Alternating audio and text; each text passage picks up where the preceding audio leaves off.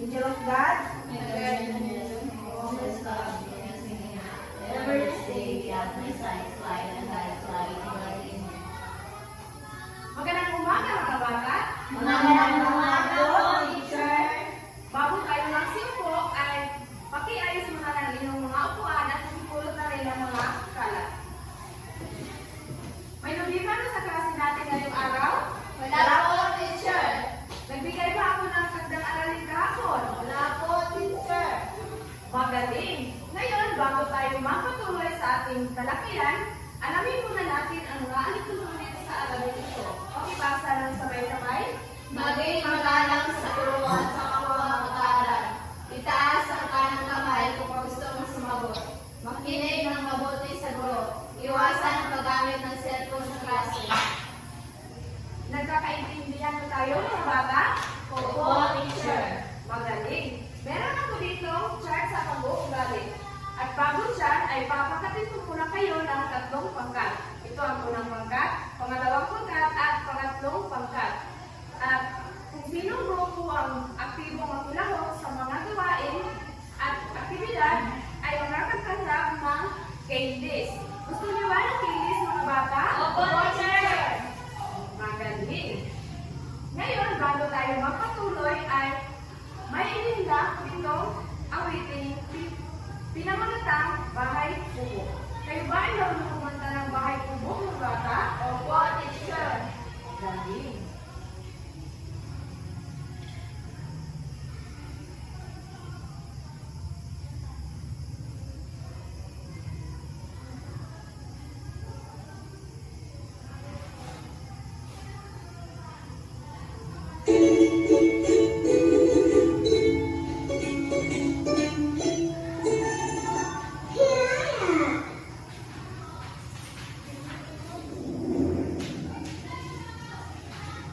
O mga bata, sabay-sabay tayo. Hindi natin ang bahay kubo. Bahay kubo, bahay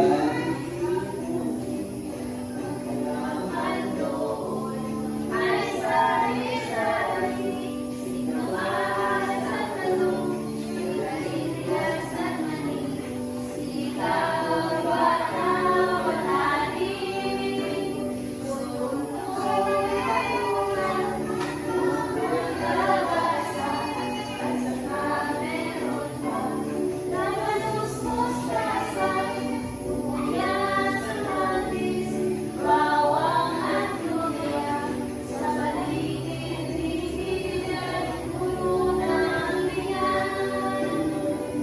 bahay kubo,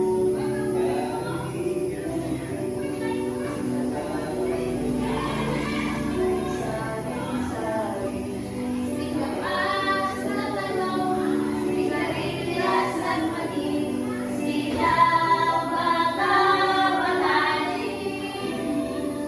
Ulog na talula, upod kalawasan, at saka mayroon pang nakalus-lustasan, sibuyas, kamatis, bawang at luya, sa paligid-ligid ay puno ng liyan.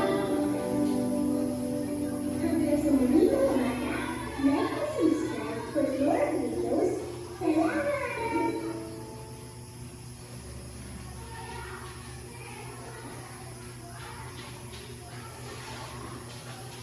Mga bata, tungkol saan ang video na inyong nakikita? Tungkol sa bahay kubo, teacher. Magaling! Magaling, ito ay tungkol sa bahay kubo. Maaari ba kayong makapagbigay ng mga halamang gulay na nabanggit sa awiting bahay kubo? Sitaw. Okay, Cheryl Ann? Talong, teacher. Sikamas. Magaling. Ano pa? Patata, teacher. Magaling. Kayo ba ay kumakain ng mga halamang gulay ng mga bata? Oo, teacher. Kayo ba ay may mga tanim na mga halamang gulay sa inyong bahay? Oo, teacher. Magaling. Ngayon, ang lahat ng nabanggit sa awiting bahay kubo ay may kaugnay sa ating tatalakayin ngayon. Ang tatalakayin natin ngayon ay tungkol sa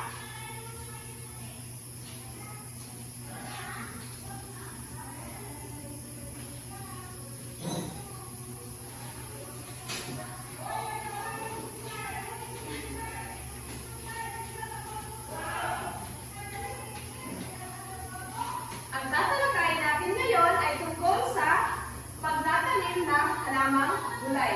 Ngunit bago tayo magpatuloy sa ating talakayan, alamin muna natin ang mga layunin sa aralin ito. Pakibasa lang sabay-sabay. Natatalakay ang mga tamang sa pagtatanim ng halamang gulay, ang pagtatanim ng halamang gulay at nabibigyan halaga ang pagtatanim ng halamang gulay. Upang makamta natin ang mga layunin ito ay nais ko kayo magpilahok sa mga aktibidad. Nagkakaintindihan na tayo mga bata? Opo, teacher! Magaling!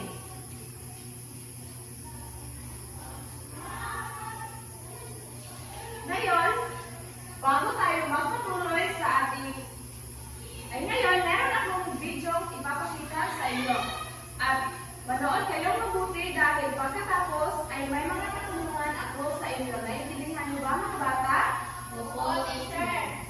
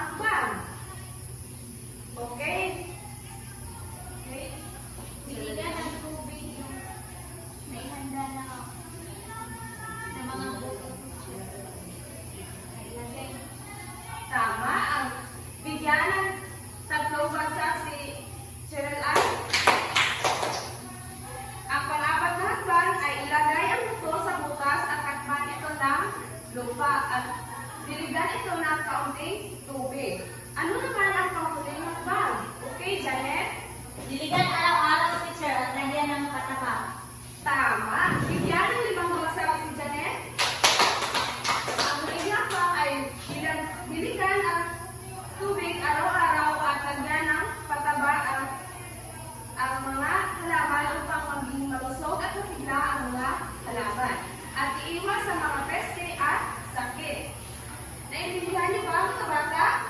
Opo, teacher. Dahil naintindihan niyo na ang ating pinalakay ngayon, ako muna ang magtatanong sa inyo. Okay? Ano nga ang unang hakbang sa pagtatanim ng halamang gulay? Maghanda ng Ito, tutor. teacher. Ano naman ang pangalawang hakbang? Maghanda ng lupa. Tama. Ano naman ang pangatlong hakbang? Lagyan ng butas ang lupa at paglagyan ng dihit, teacher. Tama. Bigyan ng 5 bagsak. Ano naman ang panglimang hakbang? Diligan na araw-araw, teacher. At lagyan ng hulugan araw-araw. Tama. Dahil dyan ay bigyan niyo ang inyong sarili ng barangay club. At ngayon, meron tayong pangkatang gawain. Ang gagawin niyo lang ay magtanim ng mga halamang gulay na nasusunod ang mga hakbang sa pagtatanim. Ito ang unang hakbang, pangalawang hakbang at pangatlong hakbang. At meron ako dito mga materyales sa pagtatanim. Meron akong maliit na pala na ginagamit sa paglilipat ng mga lupa. At meron din akong hand rake na ginagamit ito sa pag-aalis ng damo at pagdudurog ng mga lupa. So, naintindihan niyo ba mga bata? Opo, teacher. Maaari na kayo magsimula. Ay, bago dyan, meron pala ako dito, meron akong tablet na nagsisilbing gabay. Pakibasa ng sabay-sabay mga bata. Pagpapahanda ng lupa, 5 puntos. Pagtanim, 5 puntos. Pagdidilig, 5 puntos. Pag-aalis ng damo, 5 puntos. Paglawan, 5 puntos. Kabawangan, nalungkot, 5 puntos. Ngayon, maaari na kayo magsimula.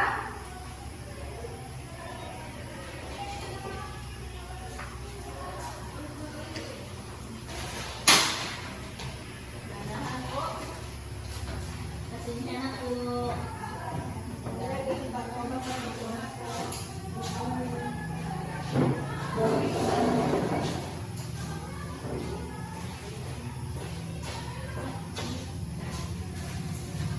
Inaanayan po kayo na mag-cooperate sa inyong mga guro.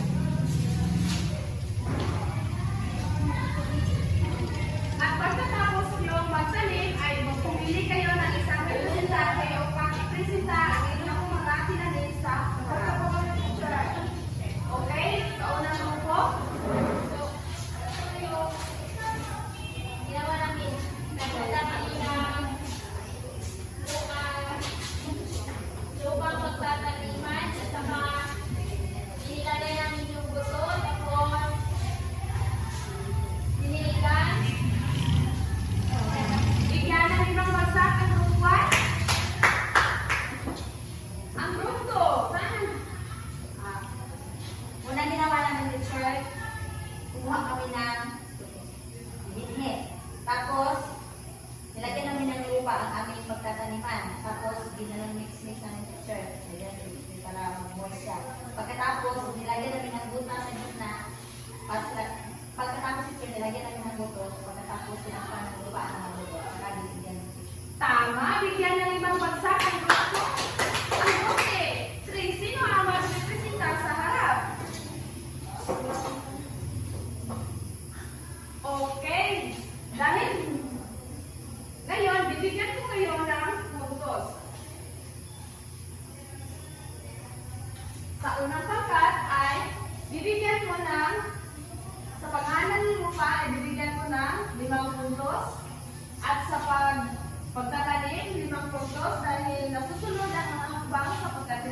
halaman gulay. At pagdidilig, 5 puntos. At sa kooperasyon, dahil ang lahat ng grupo ay nakikita kong nag-cooperate, ay bibigyan ko rin ng 5 puntos. At sa pangalawang pangkat ay sa paghanda ng lupa, bibigyan ko rin ng 5 puntos. Sa pagtatanim, 5 puntos. At sa pagdidilig, 5 puntos. At sa kooperasyon, bibigyan ko rin ng 5 puntos dahil nakita ko rin na lahat ay nag-cooperate. So, ang kabuuan ay lahat ay 20 points. Bigyan ng masigawang palakpak ang inyong mga sarili.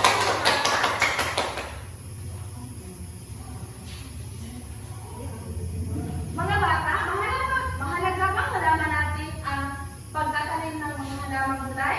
Opo, teacher. Magaling! Dapat talaga na magtanim tayo ng mga halamang gulay dahil kapag may sarili tayong tanim ay mas nakakatipid tayo at nagbibigay rin ito ng mga vitamina sa ating katawan at lalo-lalo na sa ating mga nagbibigay ito ng vitamina sa ating katawan upang maging malusog at masigla ang ating katawan. At nagsisilbi rin ito ang hanap buhay ng ating mga magulang dahil kapag nagsusobra yung ani, ay pwede itong ibenta at pambili ng pangangailangan sa araw-araw. Naiintindihan niyo ba mga bata? Opo, teacher. Magaling. So, ngayon, dahil nakita ko ang lahat ng grupo ay nag-cooperate, lahat sila ay magkakatanggap ng candy. Bigyan ng palakpak ang inyong mga sarili mga bata. Ngayon, may activity naman tayo.